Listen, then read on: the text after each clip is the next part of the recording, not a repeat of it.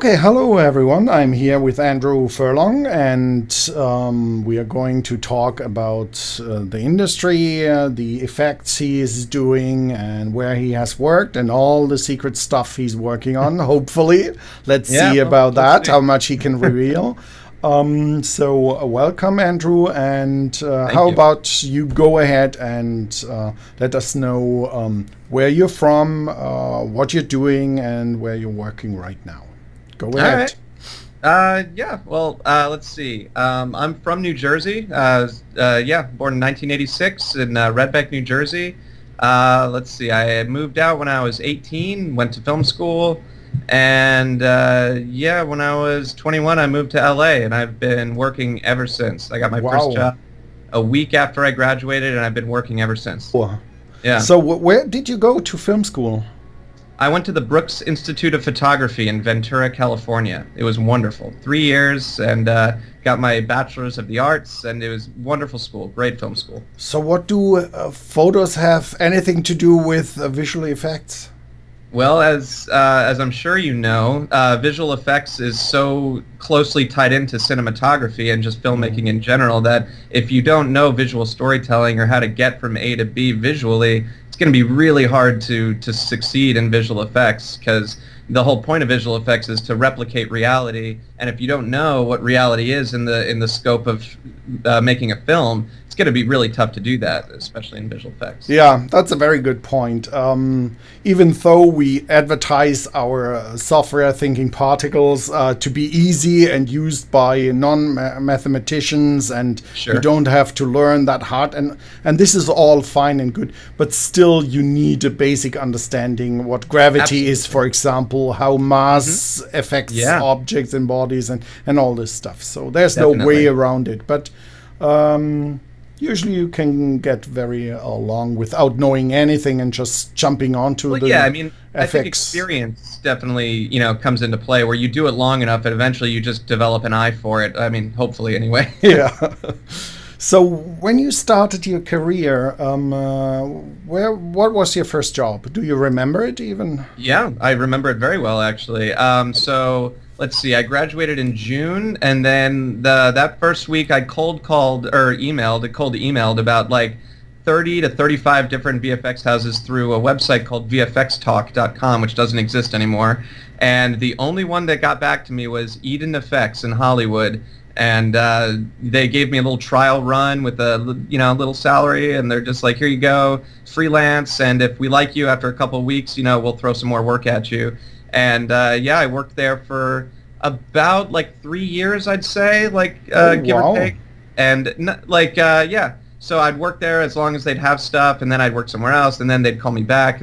I developed a really good relationship with them, and they were a TV house in Hollywood.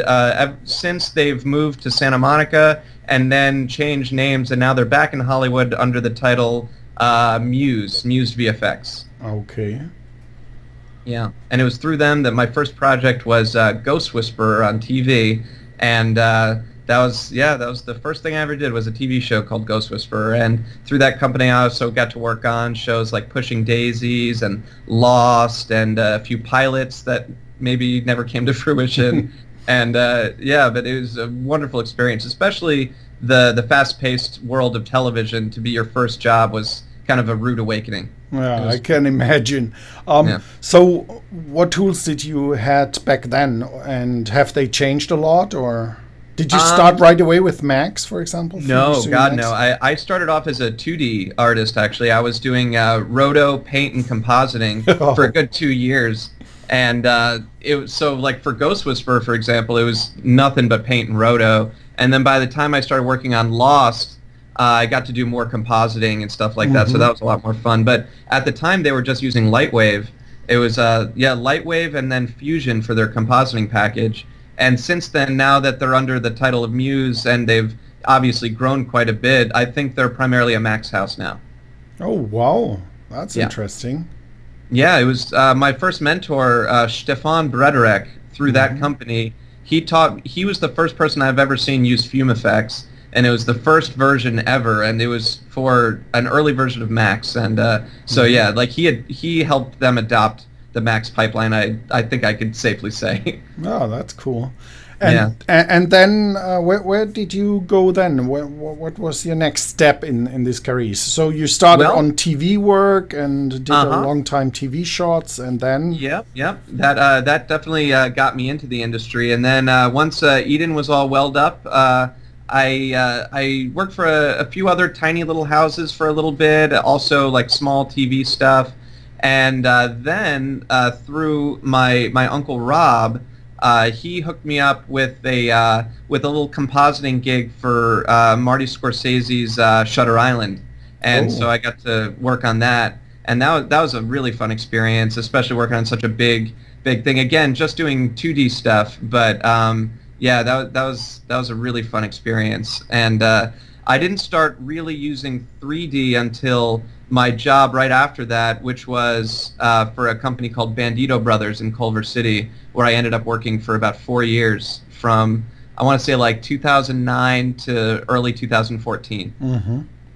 Yeah, and it was through them that I started off using Lightwave because that's what I learned in college, and then eventually I switched over to Max because oddly enough we had a job with Callaway Golf, and the client had all of these golf club models, but they were all built in Max and shaded in Mental Ray, and we couldn't change the shaders. I couldn't convert them into Lightwave. It would have taken forever. So I basically had to force myself to learn Max in order to do the project. So that's how I learned it. Okay, Yeah. that's cool. And you still work with 3D Studio Max, obviously. That's my primary and package, yes. okay, Max and Houdini, yeah. okay, that's cool. Yeah. So and then when did you get into contact with Thinking Particles? Also, definitely through Bandito Brothers. I was doing a project which never ended up happening, but it was basically a pitch for a feature about what it would be like if a couple of scientists basically create a way to play video games, but in real life. So they have this kind of like dish that grows these video game characters out of like these little metal meta balls, and it forms into these characters, and then they're basically now real, and then you could control them like with your mind, and they end up growing out of control and terrorizing Los Angeles and stuff. But my challenge was, how do you create the growth of these characters in this dish? And eventually I turned to thinking particles in order to get it done. But it was a lot of vector math about like moving through UV space and then just sticking to the closest position on the geometry. And I don't know how I would have done it without TP. That's cool. Yeah. So what is your most remarkable effect you did with Thinking With Particles TP? 3D Studio Max? It's hard to say. It's kind of like a group of things. Like when I look back, especially at my work, my current job at Encore, I always look back at all like the hero shots of the shows that I've been working on, and I'd have to say the most rewarding for me was this most recent season of Legends of Tomorrow, where one of the characters, Amaya, had to get frozen. So Captain Cold hits her in the chest with his cold gun, which is basically like a deadly fire extinguisher that freezes anything it hits. And so it hits her in the chest, and then the ice effect kind of grows across her body and then freezes her finally. But the challenge is that her character, obviously the actor, did not stay perfectly still, and she was match moved, and so the match move also wasn't perfectly still. So the challenge was, how do we get it to like dynamically freeze as it's growing off across this animated character? So it ended up being like a twofold effect, where I did the geometry solving in Houdini to get it to dynamically freeze for the geometry, but then for the particles to actually do the ice effect, I used thinking particles, and basically just had some leader particles which developed these trails that stuck immediately once they got birthed onto the geo, and eventually grew around the entire object. And I used the implicit mesh inside of TP to mesh it as well. That sounds interesting.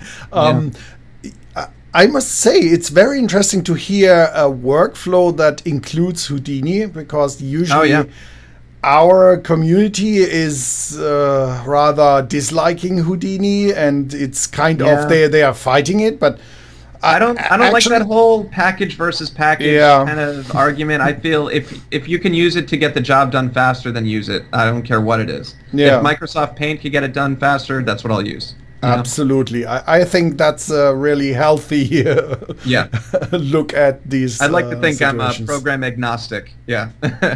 Yeah. So, but you, as you said and described in that shot, it worked actually. So you could work with both worlds, so to say, and no one was angry and killed you over it. Of course not. Yeah. Okay. I mean, like, obviously you have to look at, is this a one-off shot or is this something that has to get replicated like 40 times? So in this case, it was thankfully it was just one shot and we didn't have to deal with it after that. The shot right after that, it actually shatters and fractures, and I used volume breaker for that. But for the whole growth effect, that was just one shot, and that was it. If it was something that like had to be a system that had to get recreated a bunch of times, probably would have just stuck with TP and built a black box out of it. But because this was run and gun, I had the freedom to be able to do that. I actually saw the final result on television. Oh, nice. I find that interesting. So now that I know it is part TP in there, that's very interesting. Yeah, absolutely. Most of the shots on my reel are at least part TP, if not fully TP. Can you tell us, excuse me, about the Pacific Rim 2 thing you worked on? Sure.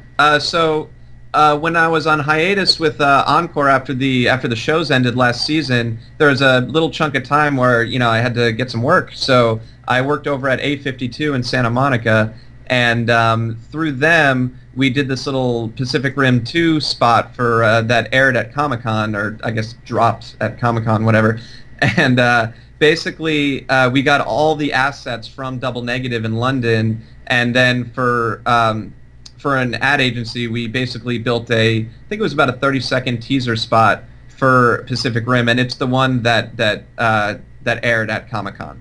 So basically, we got these really cool models and alembic files that had all like the growing guns and stuff that transform in the objects, and it was super cool to work with. And then basically, my job was to kind of create the energy effects that are on like the main robot. So like when his hand turns into a gun, I created this kind of like electricity effect using my TP Lightning that I've created, and it had I think 3 different weapons, all of which had their own kind of unique look, all of which I used Thinking Particles and Max and Krakatoa to achieve. I'm still trying to think about the trailer. If I saw that, was that the weird trailer with the resistance thing, or where this narrative, that kind of viral-looking campaign, and then like they did a few really like beauty close-up shots of like the weapons and the guns and stuff. Yeah, it was that spot. Okay, good. Then I saw it. That's good. So, what else are you working on, or will you work on? Oh, well, so now that I'm back at Encore, we're basically ramping up for the next seasons of, it's going to be Flash Season 4. I've been on Flash ever since the pilot, so we're in it now, but it's Flash Season 4, Supergirl Season 3, and Legends of Tomorrow Season 3, along with a few new projects. One of them I don't think I could talk about, but the other one, Black Lightning, is already in the public, so I'm sure I can talk about that at this point. So yeah, that's the new up-and-coming exciting thing that we're doing at Encore. So that makes one wonder, what would happen to the whole TV industry if there was no Marvel? If there was no Marvel? Yes. Well, imagine these many shows with visual effects. It's true. It's insane, and it's one franchise, so to say, Marvel, the Marvel universe, and they even to expand to not only television, also Netflix has some things coming. And imagine how that helped the whole industry. I think Marvel alone was the savior of the visual effects industry. Especially in the feature world, there's so many comic book movies that came out, which I'm sure provided so much work for artists all over the world. But I mean, like, the funny thing you mentioned Marvel is because all the TV shows I work on, they're all DC properties. So, but I do feel that Marvel definitely gave like the leg up in putting comic books and just that whole culture like in the pop culture icon in the public eye, that it's no longer this niche nerdy thing anymore. It's now like everybody loves it, so it allowed it to be so much more popular, and like you said, in turn really helped the television industry and struggling visual effects, because now there's more visual effects in TV than people know what to do with, so it's actually pretty great. Yeah, and I love that DC is now getting their heroes onto the screens and out there. So it helps each other. So even though you might think they're competition, I think Marvel did a good thing there I think they're two sides of a coin, to be honest. I think they offer different sides of the superhero lore, I guess, to entertainment. Yeah. But in the end, it's good for the industry and for our tools as well. Visual effects are needed. Superheroes destroy stuff. That's right. They always fight evil aliens. They do magical stuff. They break stuff up. Yeah, there's nothing without visual effects. Yeah, let's hope it goes on forever with these hero stuff. So yeah, let's hope so. So we'll continue to like it. Yeah, right. So you're back onto television then, as I understand. Did you do any big movie project? Have you been? I mean, yeah. When I was at Bandito Brothers, we worked on a few pretty big features. The first feature project I worked on while I was there was called Active Valor, and it starred an active duty group of Navy SEALs, so they were legit. And we had a whole lot of stuff to do for that movie, visual effects wise, especially like I basically did all the blood hits, and some of them were 2D digital elements. Some of them I simulated using RealFlow and other particle systems. There was a whole bunch of like design work, like UI, HUD type of design work that we had to do. And yeah, that was a huge undertaking, that project, especially on the technical side. It was shot at, I want to say like 3 different formats. So it was almost 80% shot on a 5D, but then we also had Sony HD cam stuff, we had film stuff, and getting everything in like a common resolution was a project in itself, especially being that the 5D stuff was almost entirely shot before the 24p firmware update came out. So we had all of this 30 FPS footage that I then had to Twixtor into 24 FPS and then remove all of the artifacts of the motion solving and stuff before we could even start doing visual effects. So it was crazy. Yeah. Wow. Insane. So how do you see it? Is TV easier? Is a movie more harder to do? That's or a tough question. Are the movie effects guys better than the TV effects guys, or? I wouldn't say that either. I mean, like I always come back to the good, fast, cheap triangle. So you got good, you got fast, and you got cheap. So it's like television, like you got to be fast and you got to be good. So it's not going to be cheap, but like you have to have both of those definitely down. So it's you got to get it done fast. With features, obviously you have the extra amount of time to really make things better, and but when you take any feature guy and give them the same amount of time that we have on television, that's the true test. And but like you look at something like the stuff that we do over at Encore with like the DC and CW stuff that we churn out week by week, and or you look at something like Game of Thrones, or just like the level, the bar that we keep setting for television quality just keeps getting better and better, to the point where when we read on like periodicals and then like the trades and stuff where they say that now television effects are rivaling that of feature effects, I think it's a pretty even argument to make at this point. Okay. So what I fear is that you are actually killing these poor movie effects guys, because they at some point have to deliver at the same speed your quality. Well, so that's true. I mean, the one word I wouldn't use is poor, but you're absolutely right. I mean, like along with the good comes with the bad, and when you got studio executives that see the rate of turnaround on some of these smaller projects, then they say like, why not us? Why can't we do it? And obviously the answer is because of the scope. Obviously, like they have these huge environments with hundreds of characters and CG digital doubles and setups and stuff, where I think just the scale is just so much bigger. So we could afford to get things done faster, because maybe we might not have the amount of, just the sheer amount of stuff that they do on, say, something like Lion King or, or Jungle Book, where it's just these full, huge, CG scapes with like hundreds of digital animals and stuff like that. So that's why I think they have to compartmentalize and like really hire more people just to get it done at anywhere close to the same speed that we do here in television. So obviously there's a lot of corners you got to cut to get things done faster, but it's all about deadlines. yeah. And I think TV is a little bit more forgiving than absolutely. The big screen. When in doubt, crunch the blacks and throw some motion blur on it, right? Does that still work? No, not really. No. There's too much QC to get away with that anymore, unfortunately. So when you do television, what resolution are you usually working with? We usually do HD. They shoot everything in Alexa, usually 2K, so that if we need to repull plates to do like repo or anything like that, that's totally capable. That's totally fine. Most recently for Black Lightning, though, promotionally, we shot but we created this crazy big VR thing, and that had to be rendered at stereo 4K, so it ends up being 8K, just to get that VR output. So that was definitely a challenge to do the same type of effects that we normally do, but be able to render it at that resolution and not destroy our render farm. Yeah. But it's a good thing that you're in the visual effects department, so the render guys, they should sweat it out, I guess. Yep, I think so. Our render farm is gigantic. It's pretty big. I bet. Yeah.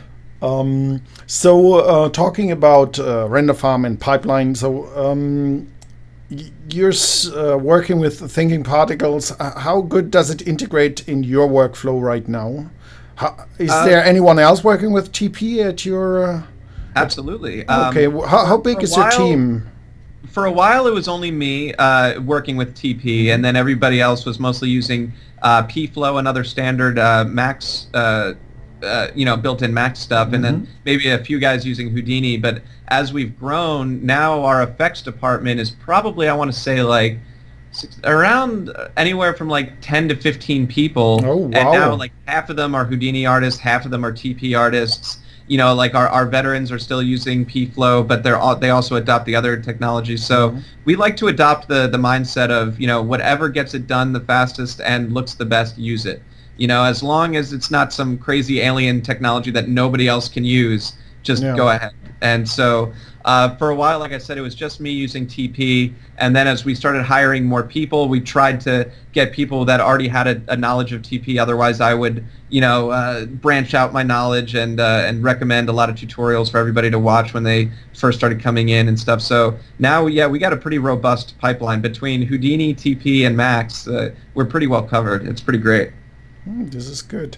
So when there's new guys coming in, do you usually get the really young guys, or is it only seniors? Yep. or it's definitely a mixed bag. We get a little bit of everything because Encore is pretty enticing as far as what they offer their artists. So we get all kinds, and sometimes we'll get just Houdini artists that are just senior Houdini artists, and it's interesting watching them assimilate to our fast and run and gun type of pipeline. And we usually try to get people with mostly Max experience, and because that's still the backbone of our pipeline is still 3D Studio Max. We're right now on 2017 and using TP6, what is it, 6.5 now at this point?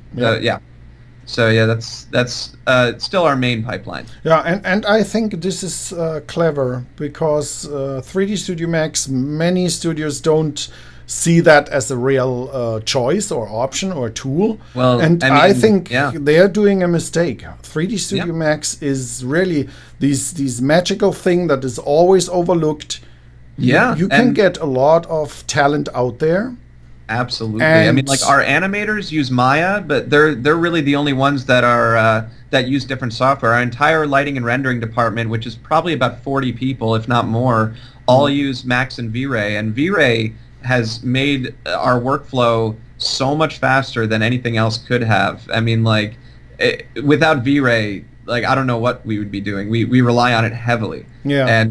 and Max and V-Ray just are so nice together that we couldn't imagine doing it any other way. Yeah, and that's another point for 3D Studio Max, because it started all this rendering madness where you can Absolutely. get unlimited amount of renders. It's like every week you can get a new rendering solution, and there's everything out there for everyone. And Absolutely. I mean, now especially between, like, you have all the GPU renders, you got Redshift, you got Mosquito, you got Octane, and then on the other side, the CPU side, you got V-Ray, you got, like, you got Final Render, and then you also have Arnold coming out. So yeah, it's really just whatever you're most comfortable using at this point. Yeah. So that's I still think 3D Studio Max is so overlooked in the visual effects market, and I highly agree. Yeah. I always have people asking me, is it really possible to do really good effects with a 3D Studio Max pipeline and all this? And absolutely, there's so much stuff out there that is just done with 3D Studio Max. When you look at Scanline, for example, they're doing great stuff, and they are a 3D Studio Max house. And they use TP, and they use their internal tools. They programmed a lot of stuff, also working together with TP. So it's all about getting your package right so that you feel comfortable and can produce the stuff you want to produce in the amount of time you need. And that's it. That's the game. I mean, everybody, has different deadlines that they have to hit and different goals that they have to meet. So you really, each house should have their own personal way of how they deal with it. And you're right. I mean, 3D Studio Max definitely provides that kind of efficiency that you need to get things done fast. Yeah. So when you work with thinkingParticles, what is your favorite kind of visual effect you love to work on, and what's your most hated one? I like the other side of that coin. Let's see. As far as my favorite, I would say, like, really intricate particle simulations, like just magical stuff that you would normally not see in real life is always the most fun for me. Always falling back on destruction, though, because destruction is always fun to do, and especially how easy it is with Volume Breaker. It's always a fun experience to do either of those two types of effects. I'd say my least favorite type of effect are usually speed ramp, like smoke shots, I'd have to say, where especially if it's like a contrail that has to go like a really far distance where you need multiple grids to simulate it in the right amount of time. It's that kind of stuff that I usually don't like doing, because you're mostly trying to figure out technical solutions rather than artistic solutions at that point. Yeah. And I try to stick with the art side if I can, obviously using math and technicality to get the look right. But it should, in my opinion, if it's servicing the look of something, then I don't mind. It's always that. Have you ever tried our new fluid solvers? I've been doing tests of the past couple of weeks, actually, comparing the especially in 6.5, the new fluid stuff, and testing it along with Phoenix, because we also have Phoenix FD at the office, and so just looking at mostly like viscosity and seeing like how they both react to really high levels of viscosity and stuff like that. But I'm impressed on both sides, absolutely. Yeah, and it needs to fit the purpose. We can't, or you can't do everything right now with our fluid. It's still very specialized, but you get all the full power of TP, where you can turn and change every single particle into whatever you like. You can apply your own UV coordinates in a procedural way and all this kind of stuff. Yeah.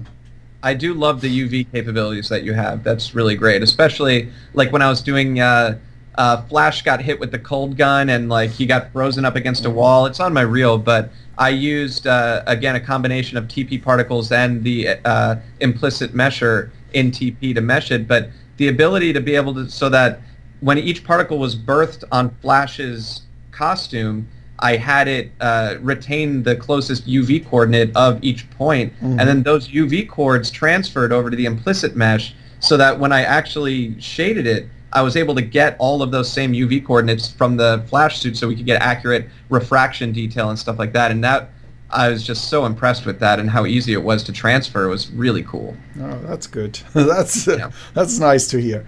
Yeah. So, what was your worst effect experience where you said or completely wanted to give up or just hide in the corner? Oh yeah, I've definitely had a few of those. Absolutely. Probably, I would say last season we had a Legends of Tomorrow shot where the Wave Rider, which is like their big ship that transports all of the main characters, had to crash into a snowbank and then just like skid across it for like probably about a half a mile distance. And they kept referencing Star Wars, The Force Unleashed as reference, which is like, all right, that's cool, you know, ILM, sure, why not? And and being able to get the look that they were after was actually quite difficult. And because we had everything at our disposal, we had Phoenix, we had Fume, but just getting what was in their heads on screen ended up being very, very difficult. And yeah, like you said, there's a few points where I just wanted people to throw a blanket on me and just forget about me for a couple hours, but yeah. So they actually wanted the Star Wars movie look.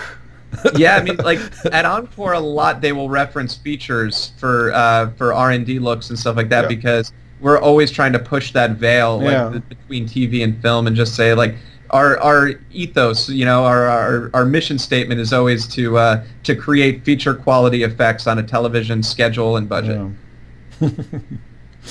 Yeah, as far as that is possible, I guess. Exactly.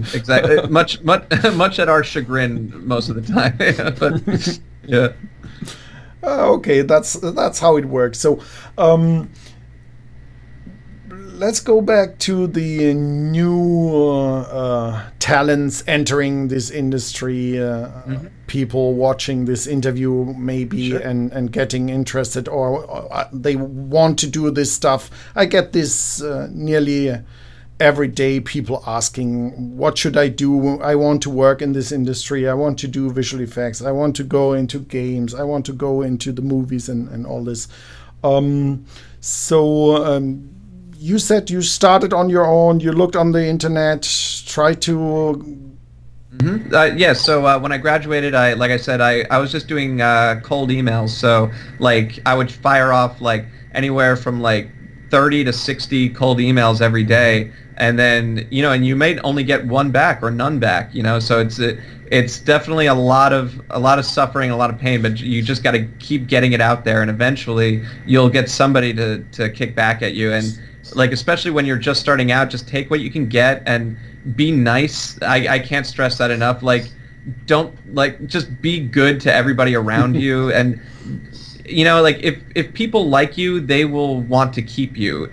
If you're good or maybe just as good as the guy next to you, but everybody likes them more, they're gonna get asked back. So just don't be mean and don't be petty. Like I always stress it more on the personality level. Like be as cool as possible and people will want to keep hiring you back. Okay. And obviously have the talent to back it up too. But like definitely study your craft every day. Like there's never a time where I'm not looking at the latest version of something or like the newest techniques or, you know, because all it takes is a couple of weeks for something new to come out and all of a sudden you don't know everything anymore. Yeah. So once you get comfortable is a bad thing. Yeah. So did you have something already when you started on your portfolio or demo reel? Yeah, well, Brooks was very cool in making sure that like one of the last classes that you're forced to take at Brooks, or at least when I was going there, was to kind of get your professional look down. So like you needed your cover sheet, you needed your identity pretty much mapped out. You know, like they encourage that you build a website, that you have business cards, and if you were in visual effects or film, that you also had a reel. So like these are things that everybody should have right out of the gate. You know, because a lot of companies that you go to, they're not going to look at your resume or your degree. They're going to look at your reel. And so, and it's very tempting, especially way early on, to just throw everything you have and put it to a song and just call it your reel. But it's important that it's only stuff that you should really feel like explains you as an artist. Don't just throw stuff on there because it's content. Like it should really just be the stuff you're most proud of. And if it, you know, if they feel that this is a labor of love, I think it shows through. So it would be okay to just show off one effect, but that effect is just perfect. I'm a firm believer in a 20-second reel with only amazing things kicks the hell out of a 1-minute reel full of a bunch of fluff. Okay. Absolutely. So is it necessary to be at the film school? Do you think someone who attended film school is better than someone not who... Not necessarily. I think it all comes down to the person. It comes down to the student or the artist. I mean, like, if you have a personal motivation to keep if this is really what you want to do, I think it's all up to you as far as what you get out of it. So whether you're going to film school or just watching free tutorials on Vimeo or somewhere in between, like maybe taking CG Society courses or maybe like the Gnomon School of Visual Effects, like you find, if you really want to do it, you will find learning materials. You will find a way to learn what you're trying to do, and it's all just how you properly motivate yourself, I think. And just as a reminder, because I also get that very often, it's actually work what you do, right? What's that?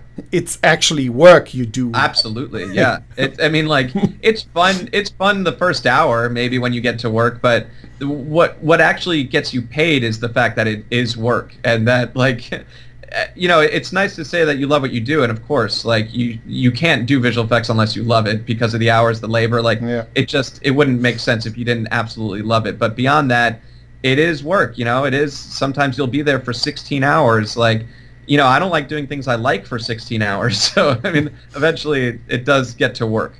Yeah. Okay. Yeah, because sometimes you might have seen these kind of people as well. They are all joy and, I want to go into the film industry and all this. And, this is boring. Why do I have to read characters all the time? And, why texture and all this stuff. And suddenly they realize... quickly. Yeah. Then suddenly they realize, hey, this is real work. It's not just pressing a button and there you have your movie. Yeah. I did paint and roto for 2 years. I can promise you that it's not fun a lot of the times. Oh, yeah. You just got to do what you got to do. Now you see a lot of brand new artists that get to do full 3D right off the bat. But, I started in the 3D generalist world where, in the television world, you comp your own stuff. And so when you first started out, you were mostly comping or doing, like I said, paint and roto. You didn't get to do CG rendering right off the bat. You had to kind of pay your dues a little bit. So now I think it's a lot more fortunate for brand new artists that get to do maybe even CG effects, the effects world right off the bat. And so I think the whole complaining aspect is never good. Yeah. And no one's going to listen to your complaints and say, you know what, you're absolutely right. They're just going to say, suck it up and do your job. Yeah. Yeah. So you talked about Black Lightning, the new CW, I think, show. So what will that be? What kind of effects can we expect? What superpowers?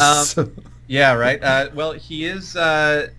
He's CW's first African American superhero, and it's definitely more of an urban setting, like a Detroit type of setting, and. Basically, he's fed up with the way things are going in his neighborhood and in his culture, and he's taken upon himself to do something about it. And his main power is the ability to generate lightning from his fists and use it as a weapon against others, or he can levitate things with it and stuff. So I'd like to say I started with my TP lightning setup, but it definitely is a brand new effect at this point, as much as I've customized it specifically for Black Lightning. But we kind of started off with the idea of the Emperor from Star Wars, bolts of electricity shooting out and look chaotic, look like energy, or look almost evil enough that it would hurt if it touched you. And so we started off with that as an idea, and I just kept refining it in TP, of course using the TP splines to create a kind of really cool, chaotic, lightning-based effect that is a full-on black box. Any artist at Encore can just pick it up, choose the object, choose the start frame, and all kinds of other cool doohickeys that I've added to it, bolt amount and secondary probabilities and branching and stuff like that. And we just X-mesh it after that and render it out with V-Ray, and it's pretty cool. Wow! So you can actually art direct the lightning. Absolutely, yeah. We had to. We realized that if this was going to be the hero effect of the show, that we had to be able to customize it in any way, because especially when you're dealing with TV and camera angles especially, it can completely change how something looks. Whether you're looking perpendicular to something or something shooting right into the camera lens, it's going to look different. Especially when you talk about noise and turbulence, it gets so crunched and shallow that you have to be able to hot swap and change these things based on the angle that you're shooting it at. So we made sure that we'd be able to account for almost any situation. That's cool. So you use the TP black boxes for that, or TD tools as well? I use it every time I need to make an effect that somebody else has to use, I try to do a black box out of it. For sure. And then you describe what the parameters do, or are they usually? Mm-hmm. Yeah. So I'll expose everything that they need to expose, so that if I did everything right, they never have to open TP. They can completely control it from the outside. And then if it's big enough, I'll write a wiki for it on our company page that basically, if it's your first time using it, it just outlines everything and what they all do and, how to use it and stuff like that. So, yeah, but I try to make it as easy to use as possible so that you can just kind of pick it up and use it just like any other 3ds Max plugin. And do you use any caching as well? Do you cache this stuff? I try not to for my black boxes, because that kind of forces the artist to dive into TP, and if they're not a TP artist, then I can't rely on that. But when I'm personally doing stuff, especially with Volume Breaker, I rely on the caching system pretty heavily. Yeah. Especially like the nested caching between my primary and secondary breakings in Volume Breaker is definitely helpful. So back to the Black Lightning. So you did all the lightning special effects, and this will be based mainly on that. So this guy can throw lightning bolts or electrocute someone, or. Yep, and it's definitely different from like just if you were to photograph, if you could photograph just like a bolt of lightning. It's definitely more intense than that, and definitely more art directed, and it looks like a superpower as opposed to like a naturally occurring phenomenon. But we wanted it to be something that was both believable and scary, I guess, kind of at the same time. Like, you would not want this thing to touch you is the effect that you're trying to get out of this. But it was that's his main effect, is to be able to just basically shoot lightning out of his fists. But also he generates kind of like an energy pass as he moves his hands that is another effect that is pretty much done with a combination of, I think it's like P-Flow and Stoke and Krakatoa, but one of our other artists generated that and does that as well. So it's definitely like it's pretty beefy effect. There's a lot to it. Good. Do you know when this show will be on, or show? I want to say September, but I can't say for sure. Actually, no, it's a mid-season pickup show, so it won't be until the middle of the season. Yeah. I forgot about that. Okay, no problem. Okay, so is there anything else you want to reveal to us or talk about your experience in the industry or working with TP or... Definitely. I mean, like, I remember when I read over the original questionnaire, one of the questions that intrigued me was, what's your favorite nodes, or just your favorite things about TP, and that what you can't live without in Thinking Particles. And I was just kind of thinking about that over the last couple of days while using it. And I got to say, the surface position, as old as it is, still is one of my favorite nodes. Like, I love it so much, and I love that it just spits out UV chords that you could save, especially with the memory. The combination of surface position and memory is just, I use it so much and so often. And once you guys incorporated the new geom nodes, I think it was in TP5 or 6, and just the ability to add all that together is just unstoppable. It's so nice, and the workflow is really nice. And also the spline system I love as well. Like, to get dynamic splines that you can in TP is almost unrivaled as far as ease and speed than any other package. I love to hear that. We didn't see many people using splines, so we first thought, oh, why did we do it at all? Why have we done this? But that's nice to hear. That's Well, just know that one person is using it, and it's no, there's now more than one. I see here and there on Vimeo amazing stuff. Yeah. I tend not to use it for its bullet capabilities. I'd like to use it more for that and use it more of like a rope solution. I haven't really delved into it in that regard, but I remember one of my supervisors back in Flash Season 2, because our original Lightning system that we did for Flash was kind of geo-based. We used a plugin called Ghost Trails to basically generate strips of polygons from Flash as he runs, and then we had basically like a 900 frame lightning image sequence that we mapped onto those planes and then rendered it as an opacity map with V-Ray self-illumination. And for the longest time, that was our lightning setup. And then in Season 2, my supervisor at the time was just like, look, boot up TP. They just created some splines now. They got that in TP. Do the lightning, but using that. And I don't want to see it until that's done. And so that's pretty much how I learned how to use TP splines. And it kind of saved my ass on a few occasions. Good. So as far as what I'd want to see in the future, though, is the ability...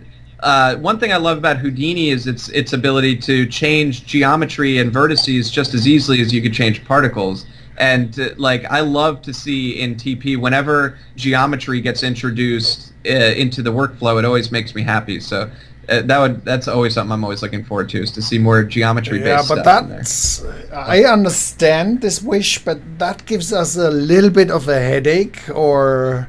I bet it does, especially in Max's single-threaded architecture. Exactly, Max needs to play along, and then we also need to understand what would be really useful, because very often, yes, you see these amazing things in package whatever, and everyone, oh, did you see this? Did you see this? Amazing. But it's one special case scenario. Yeah, of course. If it's not something that's going to benefit globally over a long period of time, then it's not worth doing, I'm sure. Yeah, so what do you think you want to do or control on a geometry base? Because I mean, like I said, for that legend shot where Amaya gets frozen, I had to resort to Houdini just for that one specific thing of being able to freeze verts dynamically over a period of time using I used an image map to do it, but because it has a solver built into it, it actually made it very easy to do an effect like that. So yeah, to see because I use memories in TP as kind of like a pseudo solver, because of the ability to store previous data sets of frames. So that's always nice. But to be able to, if I were able to couple the memory with some kind of a vert control node or something, that would obviously it would be super helpful. That, and of course having a built-in turbulence that I've at this point made my own, so it's not that much of a big deal. You will be in for a surprise in TP 6.6 then. Yeah? Oh, nice. Oh, that makes me happy. There's a whole lot coming. I can't talk about it right now because we're still working on 6.6. But it will add some more powerful tools, and the great thing, and you know it because you work with TP, is when we add one little node, it just multiplies with all the other nodes.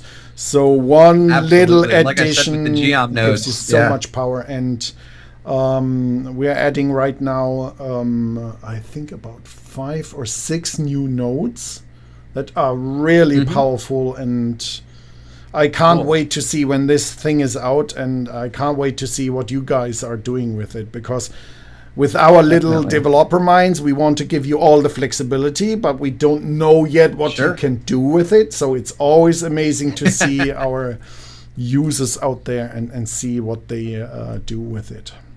So yeah, well, I mean, I would say don't tell our clients we can do anything with it, but I'll tell you we can do anything with it. Yeah, that's always our idea, to offer a tool where you can do anything with it. But for sure, yeah. And I also, just a little side note, once you guys introduced value to value, that kind of changed my workflow a little bit as well.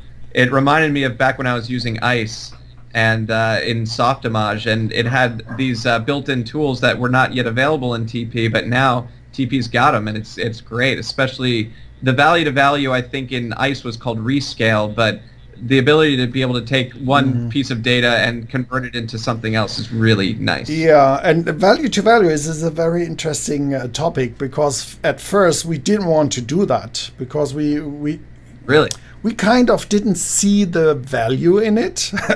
Actually, No pun intended. We didn't see a real huge value. How often do you need that, and what do you want to use it for, and all this. I mean, yeah, I use it all the time. And sometimes we listen to our users, and we implement stuff for our users. Yeah. Because especially for an effects artist in TP, being able to convert anything to a normalized 0 to 1 scale is always valuable. Like, no matter how you can do that, and with value to value, it just makes it so easy. Yeah, we didn't see that at first, but now I totally get it. I love value to value, and my tests and demo scenes always use value to value nearly. Yep. So I always couple it with an egg timer. That's a very common workflow for me, to be able to take the time relative output of an egg timer into the input of a value to value, like, allows me to do so much stuff. Yeah, and the egg timer actually was one of my ideas, where I had to press our developers to implement it, because also there I had some arguments. Do you really need it? There's other ways to do it. You can animate it and all this. Of course, but it's an easier way to do it. I just and that's want an egg timer. You turn it around, the time goes off, and then you get a signal, and it's over. And that's all I want. And why not? If it's not a big deal, do it. And you can do actually really amazing things with the egg timer. You can do repeating now. You can have the reach hold is great. I love that addition. Was really nice. So we keep on adding and enhancing TP. So it's really now a really powerful tool. And as I said, we're still working on fluids and other stuff as well, to get a little bit more of power on that side. But still, users should keep in mind it's a TP. So a particle is really heavy, and that's also what most users don't understand at the right from the beginning. A particle is not just a point in TP. A particle is very heavy. It has a lot of data, and you as an artist can add data on each particle. And then if you use the info tooltip, then you know and exactly then you can add on top of all it, and that means a particle is not just XYZ. It's a bunch load of data. It has age, color. You can add your own stuff like temperature or whatever you want, velocity, and all these things. So all this data needs to be stored per particle. So PC and workstations are getting better and better, so it's not much of a problem anymore, the memory at least. But still, it's a huge chunk of memory you have to go through if you want to do procedural things and change it and use this data and do some other stuff. So that's why there is these dedicated fluid solvers, and they should be always there, and they have a reason that they exist, because they're dedicated to fluids. TP is not a fluid simulator. TP is much more. TP is a visual effects tool that can do fluids as well, but in a very special way, because our fluids carry all the heavy load per particle of what they are, and you can change them at any time. And that's the cool thing, is that you have the full power of TP to adjust it, as opposed to just being stuck in a very small type of world. So that is very nice to be able to do that. Yeah. Okay, I think we are reaching the end of our interview here, and you're free to add your last words, anything you can come up with. Let's see, drag a theme out of this maybe. I don't know. I mean, I guess I always love to see how much you guys keep developing stuff, and like how every time something new comes out, it usually seamlessly becomes just an addition to our workflow. So we're always happy to see the constant updates that you guys are kicking out, and and I can't wait to see what you guys have in store for us in the future, because anything to make our jobs faster or easier, I'm always down for. So Please keep That's it up. what we want to do, and I think we're on a good way, and we keep working hard to bring the tools our users need and want, even when we think sometimes, no way, no one wants that. Well, whenever you think that, just email me. Oh yeah, we have several of our beta testers that they don't give up. They hammer on us so hard. It's sometimes really tough what they tell us. And Artists are yeah, tough they are. sometimes. But it's okay. It's how it works, because you need these tools, and it's Right. And we pay for these tools. Yeah, so, and yeah, it's definitely. you who knows best what's keeping you from doing what you want to do. Absolutely. The user does know. Okay, so thank you for talking to me and being in this interview. Of course, thank you so much. I wish you all the best, and I hope to get an update maybe later on about all the amazing projects you're working on. Absolutely. I'd be happy to do it. Thank you so much. Awesome. Thank you so much, Edwin. I Okay, appreciate it. you Have a too. great night.